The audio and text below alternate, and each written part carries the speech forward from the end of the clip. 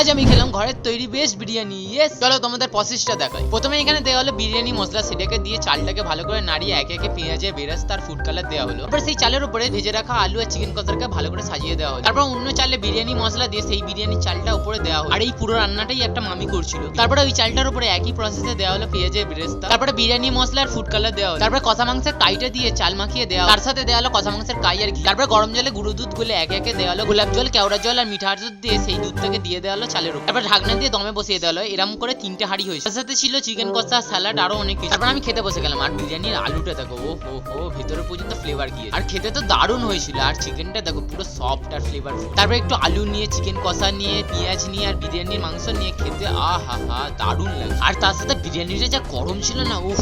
আর ভাই চিকেন কষাটা খেতে গিয়ে আমার জিভটা আর হাতটাই পুড়ে গেল। চিকেন কষাটাও দারুণ হয়েছিল, তাই জন্য আরেক প্লেট নিয়ে নিলাম। সবসময় মিষ্টি আর দই খেলাম, চাটনি খাইনি। আর এটা তো ভাই কলা পাতায় খাচ্ছে। তোমরা এরকমই মিনি ব্লগ দেখতে সাবস্ক্রাইব